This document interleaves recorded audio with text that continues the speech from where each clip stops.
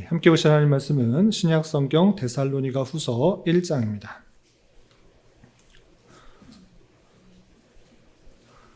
데살로니가 후서 1장 1절 2절 말씀 읽고 계속해서 서신서들의 배경 살펴보도록 하겠습니다.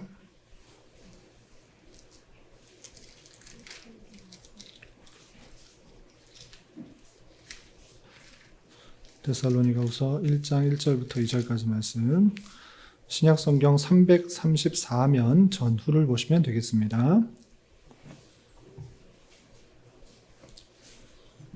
신약 334면 데살로니가 후서 1장 1절부터 2절까지. 데살로니가 후서는 3장밖에 되지 않은 짧은 서신이어서 훅 넘어갈 수 있습니다. 페이지를 잘 살펴보시기 바랍니다. 데살로니가 후서 1장 1절부터 2절까지 함께 봉독합니다. 바울과 실로아노와 디모데는 하나님 우리 아버지와 주 예수 그리스도 안에 있는 데살로니가인의 교회에 편지하노니 하나님 아버지와 주 예수 그리스도로부터 은혜와 평강이 너에게 있을지어다. 아멘. 잘 오셨습니다. 계속해서 수요 성경 공부 시간에는 성경의 배경과 역사를 배우는 시간을 갖고 있습니다. 창세기부터 시작해서 이제 신약 중에서도 서신서까지 왔는데, 이런 배경을 잘 공부해서 우리는 어떤 유익을 얻어야 되는가라고 할 때, 하나님의 말씀을 너무나 동떨어진 것으로 이해할 것이 아니라 이런 역사적 배경 가운데 기록되었기 때문에 더욱더 친근하게 더 깊게 잘 이해할 수 있어야 될 것이고, 실제 여러분들이 성경을 읽을 때 더 잘 이런 배경에서 쓰였구나라는 것들을 더 잘 이해함으로 그 말씀이 더 하나님의 말씀으로 잘 이해될 수 있는 그런 기회가 되었으면 좋겠습니다.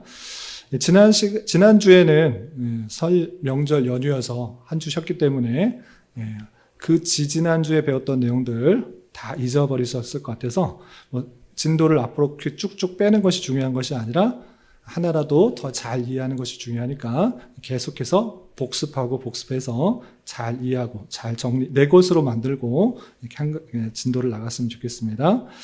먼저 신약 성경 속에서 어떻게 신약 성경이 분류되어 있고 배치되었는가 살펴보면, 복음서가 먼저 있고 그 다음에 역사서, 그 다음에 서신서, 예언서 순으로 성경이 분류에 따라 배치가 되어 있다 생각하시면 되고, 우리는 이제 서신서를 배우게 되는데 신약 성경의 가장 많은 부분을 차지하고 있는 것이 서신서다. 그 중에서도 바울 서신이 14권으로 거의 대부분이 바울 서신 썼고, 나머지 돌아가면서 교회에서 읽을 수 있는 서신들이 공동서신이라 하는데 7권 정도가 있다, 이렇게 생각하시면 되겠습니다.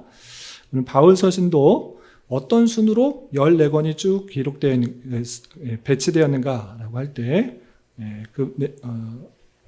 그 내용들 보시면 가장 먼저는 교회에 먼저 쓴 것이냐 아니면 개인에게 쓴 것이냐, 이렇게 해서 교회에 먼저 쓴 것들을 앞에, 그 다음에 개인에게 쓴 것을 뒤쪽에 배열되어 있고, 그 다음에 교회에 쓴 것도 시대 순으로 먼저 먼저 쓴 것을 앞에 한 것이 아니라 성경의 기록이 많은 것을 앞쪽에 분류하고 뒤쪽에는 얇은 것들이 되어 있다, 이런 식으로 생각하시면 되겠습니다.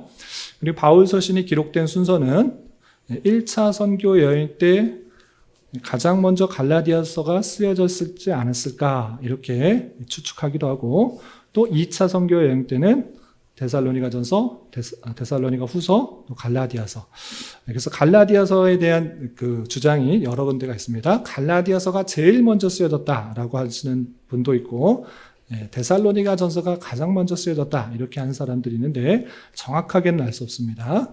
그런데 가장 먼저 쓰여진 서신 중에 하나다, 이렇게 생각하시면 되겠습니다. 그래서 서신서 중에 가장 먼저 쓰여진 것은 데살로니가전서 또는 갈라디아서, 이렇게 상식으로 알아두시면 되고, 오늘은 데살로니가에 보낸 두 번째 편지인 데살로니가 후서를 살펴보게 될 것입니다. 그리고 3차 전도 여행 때도 고린도 전후서, 로마서, 이렇게 전도 여행을 하는 중에서도 많은 서신을 통해서 교회를 더욱더 든든히 하고자 하는 바울의 마음들이 잘 담겨 있다 생각하시면 되겠습니다. 그리고 로마에 구금되어 있을 때 1차 구금되었을 때 에베소, 빌립보, 골로새서, 밀러문서에서 옥중 서신이라고 불리는 4권의 서신을 기록했고, 또 로마의 감옥에서 풀려났을 때는 디모데전서, 디도서를 썼고, 가장 마지막에 기록된 서신서는 디모데후서다. 상식적으로 알아두시기 바랍니다.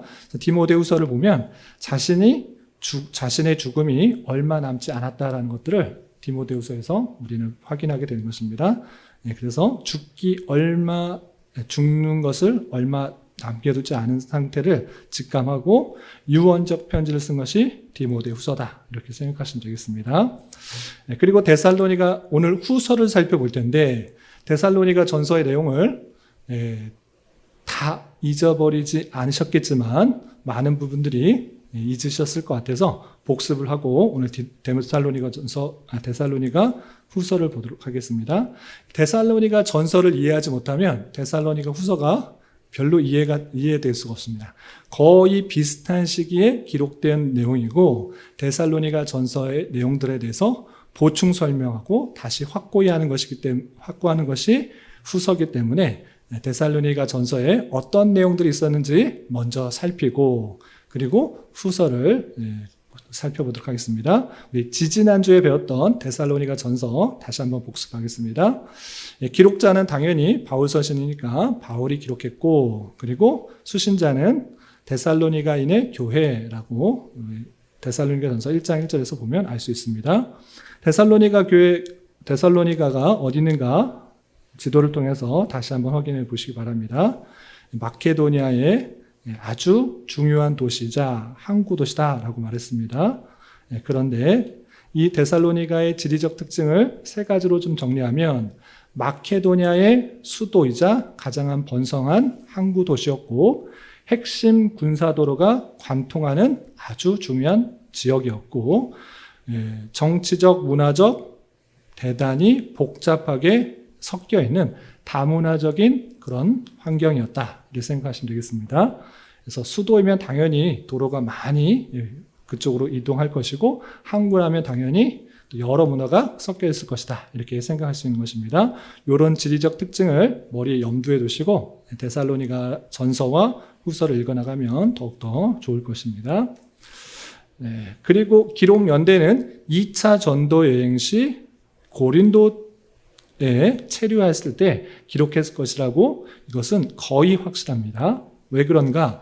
내용을 쭉 살펴보면 모든 내용들이 딱딱 들어맞는데 그것이 2차 전도여행 때 그것을 썼다라는 것을 알 수 있습니다. 왜 그렇게 말할 수 있는지 바울의 전도여행을 간단하게 살펴보도록 하겠습니다. 1차 전도여행은 아시다시피 성령님의 인도에 따라서 소아시아 지역을 위주로 다녔던 것입니다. 소아시아에 다니면서 큰 어려움과 역경이 있었지만 하나님의 그 교회를 더욱더 든든히 하고자 소아시아의 남부지방, 또 갈라디아의 남부지방을 위주로 그렇게 전도를 했던 것입니다. 그렇기 때문에 당연히 마케도니아에 간 적이 없기 때문에 마케도니아 1차 전도여행과는 상관없기 때문에 1차 전도여행 때 쓸 수는 없습니다.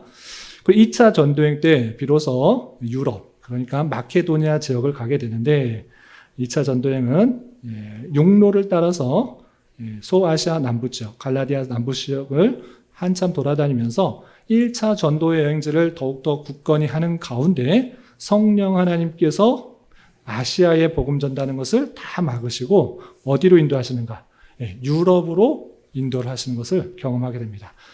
내가 아시아에 복음을 전하고 싶었지만 성령 하나님께서 다 막으시고 유럽으로 가라 하시는구나 생각해서 마케도니아의 그 환상을 보고 유럽으로 가서 전하게 됩니다. 이때 빌립보, 암비볼리, 아볼로니아를 거쳐서 간 그것이 바로 데살로니가 교회인 것입니다. 유럽 지역에 여러 다니면서 복음을 전파하면서 믿는 사람들이 많이 생기기도 했지만 계속해서 핍박과 탄압 속에서도 피해 다니면서 이렇게 복음을 전했던 것입니다.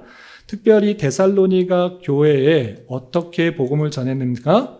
그 내용을 사도행전의 내용을 통해서 살펴보면 데살로니가의 회당에 들어가서 새 안식일 동안 성경을 강론하고 뜻을 풀어서 예수가 그리스도다라는 것들을 그것을 복음을 전한 것입니다. 그럴 때 경건한 헬라인 그리고 큰 무리와 적지 않은 귀부인이 권함을 받고 많이 회심을 하여서 하나님의 그 복음을 받아들여서 교회가 세워지게 된 것입니다. 그럼 이렇게 교회가 세워지고 잘 행복하게 오랫동안 살았는가? 그렇지 않고 핍박을 받아서 어쩔 수 없이 그 3주밖에 전하지 못한 그곳에서 베레아라는 지역으로 피신하게 되었던 것입니다. 그래서 데살로니가에서 베레아로 피신하게 되고 베레아에 있을 때도 또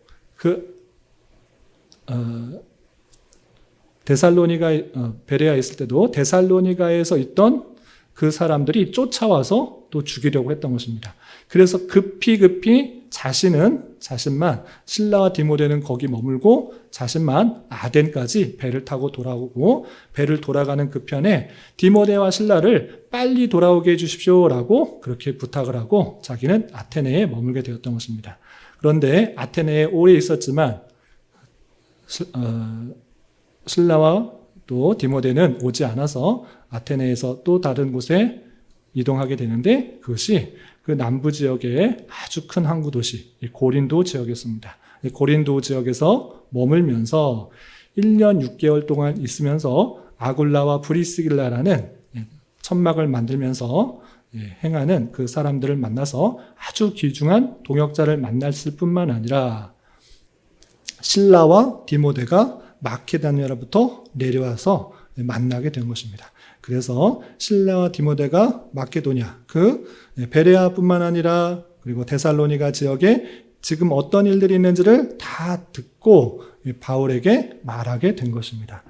그래서 그 소식을 듣고 가만히 있을 수가 없어서 데살로니가 교회에 있는 성도들에게 너희가 지금 이러한 상황 가운데 있으니 참으로 안타깝다. 잘한 것도 있는데 지금 여러 가지 어려운 것들이 있으니 내가 편지를 보낸다라고 해서 그 소식을 듣고 쓴 편지가 데살로니가 전서인 것입니다. 그러면 데살로니가 전서에는 보면 어떤 일들이 있는가 그 상황을 정리하도록 하겠습니다. 첫 번째, 데살로니가 교회의 상황은 환난과 핍박이 있었습니다. 그래서 그들이 환난 가운데 핍박이 있다는 소식을 듣고 우리와 같은 그런 상황이 되었구나라는 것들을 표현하게 됩니다. 그래서 첫 번째 데살로니가 교회의 상황은 큰 환난과 핍박이 있었다. 바울이 핍박을 당하는 것처럼 너희도 너희 동족에게로부터 동일한 고난을 받고 있다는 것을 보면서 그를 위로하고 또 격려하는 것이 데살로니가 전서의 목적인 것입니다. 환난과 핍박만 있었는가?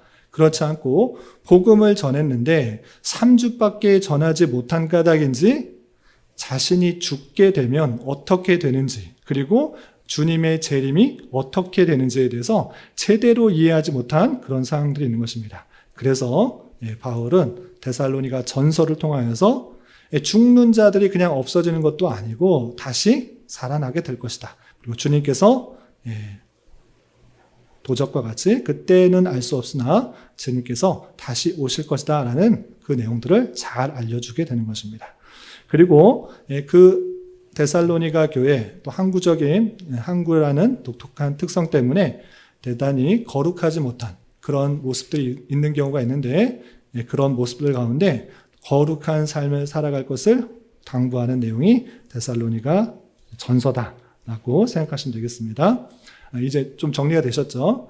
2차 전도여행 때 3주밖에 머무르지 않은 그런 교회지만 정말 그 교회를 사랑함으로 그 교회에 당면한 여러 가지 문제, 특별히 여러 가지가 있지만 환난과 핍박, 그리고 재림에 대한 문제, 그리고 경건의 문제에 대해서 더욱더 강조하고 있는 그런 특징들이 있다라고 할 수 있습니다. 이렇게 첫 번째 데살로니가 교회에 쓴 편지를 통하여서 데살로니가 교회 성도들이 이 말씀을 듣고 다 변하여서 더욱더 굳건하고 또 교회가 아무런 문제 없이 잘 섰다 라고 나오면 좋겠지만 그 편지를 읽고 또 그 편지대로 살아가는 가운데서도 바뀌지 않는 여전한 문제들이 나타나게 된 것입니다. 그래서 어떻게 했는가? 바울은 두 번째 편지를 쓸 수밖에 없었던 것입니다. 그래서 데살로니가 후서, 우리 한글 성경으로 3장에서 2페이지, 3페이지가 꽉 채워지지 않을 정도의 짧은 편지를 다시 한번 써서 여전히 해결되지 않은 그 문제들을 해결하고자 한 것이 데살로니가 후서다. 이렇게 생각하시면 되겠습니다. 네. 그러면 데살로니가 후서 보도록 하겠습니다. 기록자는 당연히 바울이고 수신자는 데살로니가 전서와 후서 1절, 2절을 보면 똑같이 그렇게 데살로니가 교회에 편지한 그 서문이 같은 것을 보게 됩니다. 그리고 기록 연대는 언제인가?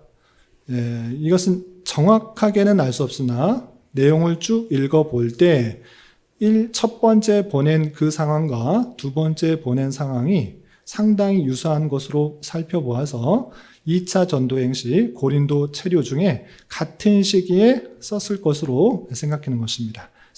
그래서 데살로니가 전서를 기록한 뒤 얼마 안 된 이후에 이 후서를 썼을 것으로 생각합니다. 왜 그렇게 생각할 수 있는가를 생각하기 전에 먼저 우리가 처음 읽었던 데살로니가 후서 1장 1절을 보면 바울과 실로아노와 디모데는 하나님 우리 아버지와 주 예수 그리스도 안에 있는 데살로니가인의 교회에 편지하노니 라고 하면서 기록자가 바울만이 아니라 실라와 디모데라는 것을 알 수 있는데 이 표현을 통하여서 데살로니가 전서와 똑같은 상황, 똑같은 기록자가 같은 교회에 편지하고 있는 것을 확인하게 되는 것입니다. 그렇기 때문에 이것은 다른 때가 있는 것이 아니라 그 데살로니가 전서를 보낸 이후에 얼마 뒤에 멀지 않은 몇 달 뒤에 썼을 것으로 생각합니다. 그리고 고린도 교회에서 1년 6개월 정도 머물렀기 때문에 기록 장소도 고린도라고 추정하고 있습니다. 그러면 어떤 상황인가? 데살로니가 전서의 환난과 또 재림과 죽음에 대해서 모르고 또 성적인 문란한 그런 혼란한 그런 상황 속에서 많이 바뀌었는가? 그렇지 않고 여전히 그들이 환난 가운데 있다라는 것을 확인하게 됩니다. 우리 졸릴 수 있으니까 우리 스크린에 있는 성경을 읽으면서 살펴보도록 하겠습니다. 데살로니가후서 1장 4절에 이런 표현이 있는데 우리 같이 한번 읽어보겠습니다. 시작. 그러므로 너희가 견디고 있는 모든 박해와 환난 중에서 너희 인내와 믿음으로 말미암아 하나님의 여러 교회에서 우리가 친히 자랑하노라. 전서에서도 환난 가운데 있는 핍박 가운데 있는 동족에게로부터 핍박받고 있는 상황이 있었는데 지금 또 읽어보니 또 모든 박해와 환난 중에서라는 표현이 나타나고 있는 것을 보게 됩니다. 그래서 그 환난의 상황이 말씀을 듣고 말씀을 붙들고 살아가니까 없어진 것이 아니라 여전히 존재하고 있다는 것을 확인하게 됩니다. 그런데 내용을 좀 더 잘 살펴보면 데살로니가 전서에서는 많은 환난이라는 표현이 있는데 데살로니가 후서에 넘어가 보면 모든 박해와 환난 중에서라고 하는 것을 통하여서 정도가 그 강도가 오히려 더 심해졌구나라고 추측해 보는 것입니다. 그래서 믿음 생활할 때 하나님 말씀 붙들고 그 말씀을 살아가면 환난과 박해와 핍박이 없어지는가? 그렇지 않을 수도 있다라는 것들을 확인하게 됩니다. 이렇게 변하지 않는 그 상황, 오히려 더 큰 환난으로 말미암아 힘들어하고 있는 데살로니가 교회의 상황을 확인하게 되는 것입니다. 두 번째 상황은 무엇이냐? 그것은 이단인 것입니다. 하나님을 믿는다 또는 예수님을 믿는다라고 말하면서 잘못된 종말론을 가지고 이야기하는 사람들이 나타난 것입니다. 우리 데살로니가 후서 2장 2절 말씀 자신의 성경이나 아니면 앞에 스크린을 보고 같이 한번 읽어보겠습니다. 시작. 영으로나 또는 말로나 또는 우리에게서 받았다는 편지로나 주의 날이 이르렀다고 해서 쉽게 마음이 흔들리거나 두려워하거나 하지 말아야 한다는 것이니라. 지금 어떤 상황이냐? 그 데살로니가 교회 성도들이 야, 주의 날 가까이 돼. 주님께서 이제 오신대. 예수님께서 재림하신대. 그렇게 말하면서 마음이 상당히 두려운 것입니다. 주님께서 오시면 어떡하지? 내가 똑바로 못 살았는데 이런 식으로 종말론을 말하면서 두렵게 하고 시한부 종말론처럼 주님께서 오시니까 너들 똑바로 살아라 라고 하면서 사람을 두렵게 하는 사람들이 나타난 것입니다. 그런데 그것은 사도 바울로부터 들은 그런 이야기가 아니라 또는 성령께서 주신 이야기가 아니라 그냥 꾸며내고 있는 그런 모습이라는 것들을 확인하게 됩니다. 그래서 그런 이야기 듣고 흔들리지 마라, 두려워하지 마라 라고 표현하고 있는 것입니다.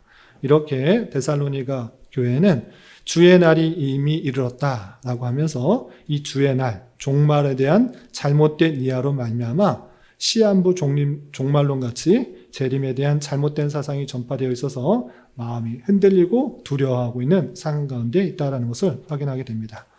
그리고 세 번째 상황이 무엇이냐? 이것은 종말론으로 잘못된 종말론으로부터 나오는 것 중에 하나인데 그것은 나태, 게으른 상황입니다. 두 가지 근거 구절이 있는데 먼저 데살로니가후서 3장 6절을 같이 한번 읽어보겠습니다. 데살로니가후서 3장 6절 함께 봉독합니다. 시작. 형제들아 우리 주 예수 그리스도의 이름으로 너희를 명하노니 게으르게 행하고 우리에게서 받은 전통대로 행하지 아니하는 모든 형제에게서 떠나라.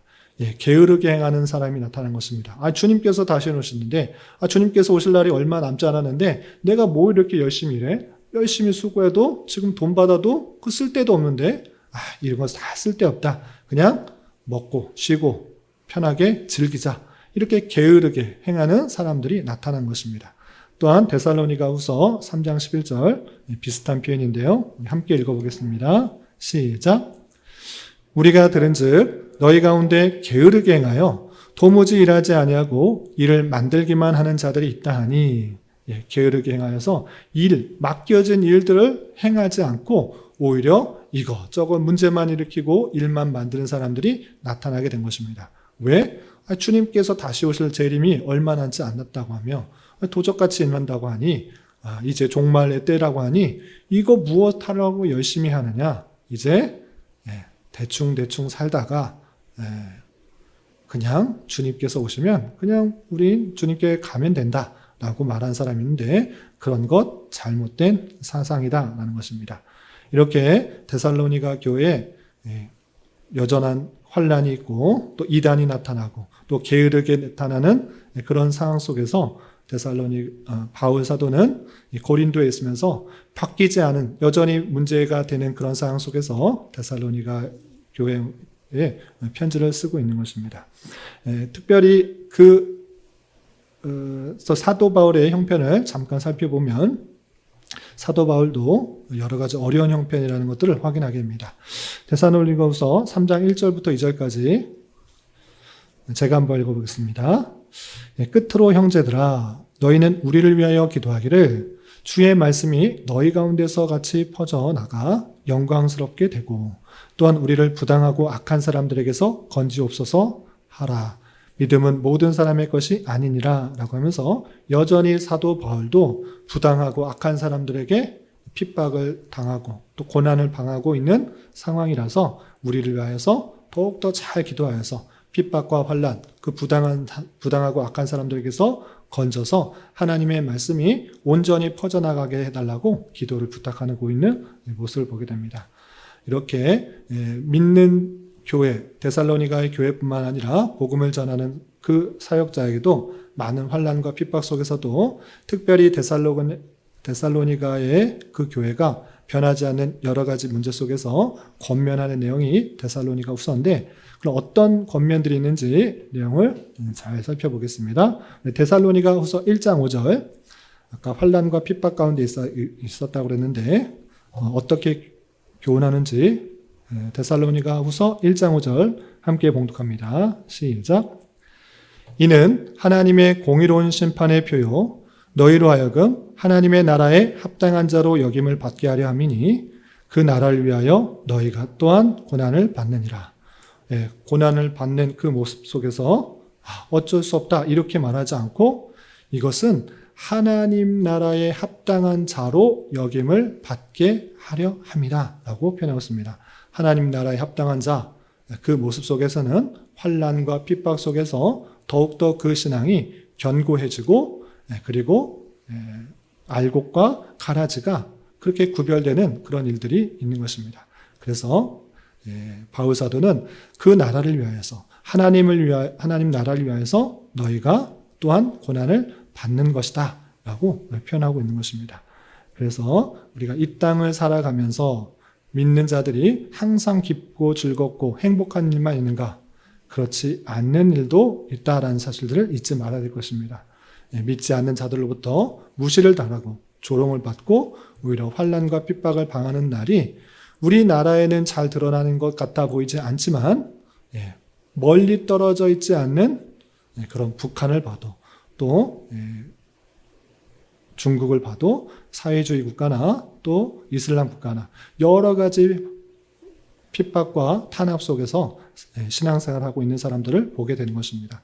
그러므로 하나님의 능력이 없다 생각하지 마시고 하나님께서는 그 고난까지도 사용하셔서 성도들 더욱더 견고하고 또 연단받는 수단으로 사용하신다는 사실을 잊지 말아야 될 것입니다. 또한 우리나라에 있어서도 예수님을 믿는다라고 직장에서나 또 학교에서나 여러 가지 그런 표현들을 하면 무시당하고 또 조롱받고 그런 일들이 있을 수 있으나 그런 것에서 너무 위축되지 말고 하나님의 그 자녀로서의 정체성을 가지며 더욱더 연단받고 훈련받는 기회로 삼아야 될 것입니다. 이런 저와 여러분 되시기를 주님의 이름으로 부탁을 드립니다. 두 번째는 다양한 이단들이 있었습니다. 특별히 시한부 종말론 같이 재림의 때가 이제 왔으니 너희는 똑바로 살아라 라고 하면서 사람을 두렵게 만드는 사람들이 나타났습니다. 그러한 사람들에게 어떻게 하는지 데살로니가후서 2장 3절부터 4절까지 여러분들 갖고 있는 성경이나 스크린을 보면서 같이 한번 읽어보겠습니다. 시작. 누가 어떻게 해도 너희가 미혹되지 말라. 먼저 배교하는 일이 있고 저 불법의 사람 곧 멸망의 아들이 나타나기 전에는 그 날이 이르지 아니하리니 그는 대적하는 자라 신이라고 불리는 모든 것과 숭배함 받는 것에 대항하여 그 위에 자기를 높이고 하나님의 성전에 앉아 자기를 하나님이라고 내세우느니라. 미혹되지 말라라는 것입니다. 이 종말의 때를 잘 이해해야 될 것입니다. 성결의 종말의 때 주님께서 오실 날이 얼마 남지 않았다. 그렇게 하면서 사람들의 불안감을 조성하여서 원래 살아야 되는 삶을 못 살게 하는 것은 하나님의 뜻이 아닌 것입니다. 하나님께서 그 마지막 때 주님께서 재림하셔서 모든 세상의 끝날 그리고 하나님의 나라의 극치가 되는 그 때를 정확하게 알려주지 않은 것은 두려워서 떨고 무서워하라고 하신 것이 아니라 매 순간의 삶, 하루하루의 순간순간의 그 모든 삶을 하나님의 백성으로서 더욱더 충성되고 맡겨진 삶을 잘 살아가도록 하는 것이지 그것을 언제 곧 오니까 두려워하고 어떻게 내가 지옥 가면 어떡하나 이렇게 하려고 하는 것이 아니다라는 사실을 잘 알릴 것입니다.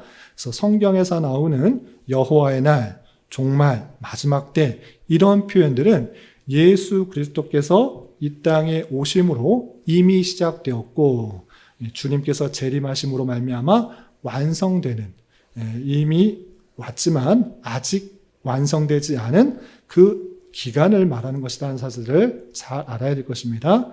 그러므로 우리는 주어진 삶, 주님께서 언제 오시든지 오늘 오시든지 내일 오시든지 10년 뒤에 오시든지 상관없이 주님께서 언제 오시든지 상관없이 내게 맡겨주신 그 일들을 기쁨과 감사함으로 충성되게 감당하는 것, 그것이 하나님의 뜻이라는 것들을 잘 알아야 될 것입니다. 그리고 특별히 정말 재림의 때가 오면 어떤 일이 있는지 좀 잘 알도록 했는데 어떻게 하느냐? 재림의 때가 가까울수록 많은 미혹들이 있을 것이고 이제 재림의 때가 미혹들이 있을 것이고 특별히 적 그리스도가 믿는 사람들, 특별히 하나님의 교회를 특별히 핍박하고 무시하고 조롱하는 큰 환난들이 있을 것을 알려주고 있는 것입니다. 그러니 그런 것들을 잘 알아서 재림의 이단들을 조심하라라고 권면하고 있습니다. 그리고 덧붙여서 그런 것을 이겨나가기 위해서는 어떻게 해야 되는가? 그것도 덧붙여 설명하고 있는데 먼저 데살로니가후서 2장 15절에 이런 표현이 있습니다. 같이 한번 읽어보겠습니다. 시작. 그러므로 형제들아 굳건에 서서 말로나 우리의 편지로 가르침을 받은 전통을 지키라. 비슷한 표현으로 데살로니가후서 3장 6절에 이런 표현이 있습니다. 같이 한번 읽어보겠습니다. 시작. 형제들아 우리 주 예수 그리스도의 이름으로 너희를 명하노니 게으르게 행하고 우리에게서 받은 전통대로 행하지 아니하는 모든 형제에게서 떠나라. 가르침은 받은 전통을 지키라. 우리에게 받은 전통대로 행하지 않은 모든 형제에게서 떠나라 라고 표현하고 있습니다. 바울을 통해서 올바른 전통, 바른 내용들을 알려주었는데 그것 외에서 다른 것을 받으려고 하지 말라라고 표현하고 있는 것입니다. 그러므로 사도가 전해준 그 내용들, 그 내용이 무엇인지를 바로 이해하는 것, 그것부터 바로 이해하고 다른 것들을 찾아야지 이것도 제대로 이해하지 못한 채 다른 것들을 취하면 잘못된다라고 하고 있는 것입니다. 그러므로 우리는 사도를 통해서 주신 그 말씀들이 무엇인지를 잘 깨닫고 이 주신 성경 말씀, 사도들이 기록한 그 성경 말씀들을 다르게 해석하는 그런 잘못된 사상들을 다 걷어치우고 역사적 전통 아래 바른 진리라고 가르쳐준 그 교리의 내용을 통해서 성경 말씀을 바르게 이해하는데 더욱더 힘써야 될 것입니다. 이렇게 교리가 딱딱하고 또 재미없다 이렇게 생각할 것이 아니라 역사적 전통 아래 바르게 정리된 내용이라 생각한 것을 바탕으로 성경을 잘 이해해야 될 것입니다. 우리 교회가 더욱더 바른 가르침 위에 굳게 설 수 있는 굳게 서는 일들에 더욱더 노력할 수 있는 우리 모두가 될 수 있기 바랍니다. 그리고 게으른 이제 종말이 되었으니까 뭐 아무렇게나 살도 된다 그런 사람들에게 아주 경고하는 그 말씀이 있습니다. 이 말씀은 그때 당시에만 표현되는 것이 아니라 그때 당시에만 해당되는 것이 아니라 오늘날에 있어서도 아주 큰 경종을 울리는 말씀인데 데살로니가후서 3장 10절부터 12절 같이 한번 읽어보겠습니다. 시작. 우리가 너희와 함께 있을 때에도 너희에게 명하기를 누구든지 일하기 싫어하거든 먹지도 말게 하라 하였더니 우리가 들은즉 너희 가운데 게으르게 행하여 도무지 일하지 아니하고 일을 만들기만 하는 자들이 있다 하니 이런 자들에게서 우리가 명하고 주 예수 그리스도 안에서 권하기를 조용히 일하여 자기 형식을 먹으라 하노라. 아주 중요한 말씀. 일하기 싫어하거든 먹지도 말게 하라. 뭐하러 이렇게 열심히 일해? 누가 열심히 일한 것? 열심히 했으니까 나 불쌍하고 가난한 사람이니까 나 좀 도와줘. 주님께서 얼마나 이제 곧 오시는데 그거 너 쌓아놓고 뭐하냐? 나에게 또 좀 줘. 이런 식으로 남의 손을 빌려서 도움을 청하면서 남에게 구걸하듯이 그런 삶을 살지 말라라고 표현하고 있는 것입니다. 성경이 아주 중요한 교훈입니다. 일하기 싫어하거든 먹지도 말게 하라. 땀 흘리는 그 노력을 통해서 먹도록 한 것입니다. 하나님께서 힘과 능력이 없으셔서 그 백성들에게 먹을 것을 주시지 않는 것이 아니라 타락한 인간의 백성에게 있어서 하나님께서 땀 흘려야지만 먹도록 하시는 그 타락한 세상 속에서 살도록 하시는 방편들을 주셨던 것입니다. 그러므로 우리는 일하기 싫어, 뭐 하기 싫어 하는 사람들에게 먹지도 말게 하라 라는 그 말씀에 따라서 열심히 주어진 일들, 내게 맡겨진 일에서 정말 수고하고 노력하는 일들을 잘 감당하는 것, 그것이 하나님께서 뜻하시는 것이다 라는 것들을 잊지 말아야 될 것입니다. 아주 유명한 말씀이죠. 내일 종말이 올지라도 나는 한 그루의 사과나무를 심겠다.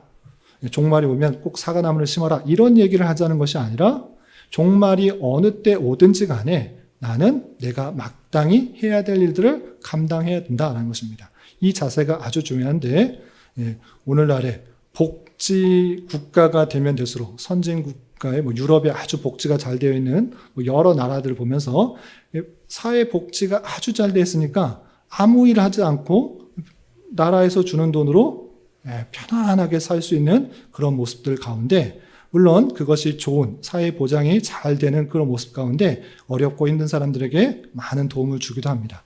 그런데 그런 모습 가운데 악용하는 사람들이 계속 나타나서 일하기보다는 실업급여만 타고 그냥 나라에서 주는 이렇게 하면 아무것도 안 해도 돈 타면 되지 라고 하는 사람들이 늘어나서 오히려 전체 사회가 안 좋게 되는 그런 모습들로 나아가게 되는 것과 대단히 맞는 것입니다.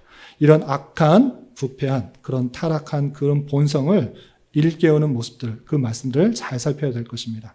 하나님께서 우리를 택하셨을 때 우리는 그리스도의 몸이다 라고 생각해야 될 것입니다. 하나님께서 하시고자 하는 일들을 각 사람들에게 은사와 달란트를 주셔서 각자 열심히 수고하는 일 통하여서 하나님께서 하시고자 하는 일들이 드러나는 방식으로 하나님께서는 이 세상을 다스리신다라는 사실을 잊지 말을 것입니다. 그러므로 어디에 있든지 간에 내게 맡겨진 일들이 크든지 작든지 간에 학생으로서는 공부하는 일을, 또 회사원으로서는 직장인으로서는 직장에서의 여러 가지 일들을, 가정에서의 주부들과 어떤 살림을 하는 사람에서는 그 일들을 최선을 다해서 하는 것, 그것이 성도의 마땅한 자세다라는 사실들을 잊지 말을 것입니다. 그래서 조용히 자기가 하는 일들 통하여서 자기가 수고해서 먹은 그 자기 양식을 먹도록 하는 것입니다. 그래서 부지런하게 자신의 일, 스스로 일을 찾아 근면하게 생활하는 그런 우리가 될 것입니다. 이런 저와 여러분 되시기를 주님의 이름으로 부탁드립니다. 요약 정리하겠습니다. 사도 바울은 데살로니가 후서를 기록하여 한편으로는 자신의 상황을 알려줌으로써 나도 여전히 고린도 지역에 있지만 핍박과 어려움 가운데 있다는 것을 알려주고 있습니다. 나 좀 기도해서 이 복음이 잘 전파될 수 있도록 기도해달라고 요청하는데 이 데살로니가 후서를 쓰고 있습니다. 그러나 내 상황을 알려주고 기도해달라는 데에 깊은 목적이 있는 것이 아니라 한편으로는 데살로니가 상황에 여러 가지 변하지 않는, 오히려 더 핍박과 환난과 이단으로 인하여서 또 게으르게 살아가는 사람으로 복음이 들어갔더니 더 게으른 사람들이 나타나는 그런 모습 속에서 오히려 그것들을 바로잡게 하기 위해서 바른 믿음을 세우고자 하는 목적을 가졌던 것입니다. 이것이 데살로니가 후서다라는 사실들을 잊지 말을 것입니다. 사도 바울은 이 같은 양면적인 소원을 가지고 데살로니가 후서를 기록하면서 주의 평강이 교회와 함께하기를 빌었습니다. 데살로니가 후서 3장 16절을 보면 평강의 주께서 친히 때마다 일마다 너에게 평강을 주시기를 원하노라. 주는 너희 모든 사람과 함께 하실지어다 라고 하면서 데살로니가에 향한 바울 사도의 마음을 잘 살펴볼 수 있습니다. 이렇게 데살로니가 전서와 후서를 살펴보았는데 이것은 그때 당시의 일들로만 국한하여 것이 아니라 오늘날 우리에게 있어서도 많은 도전과 또 교훈을 주는 것을 생각하면서 여러 가지 환난과 어려움 속에서도 더욱더 주님을 의지하며 믿음에 굳게 서서 맡겨진 일들을 더욱더 잘 감당할 수 있는 우리 모두가 되었으면 좋겠습니다. 기도하고 마치겠습니다. 하나님 아버지 감사합니다. 오늘 데살로니가 후서를 통하여서 데살로니가 교회에 바뀌지 않은 여러 가지 또 어렵고 힘든 또 이단으로 인한 잘못된 신앙 속에서 어떠한 삶을 살아야 되는지 교훈하는 말씀을 살펴보았습니다.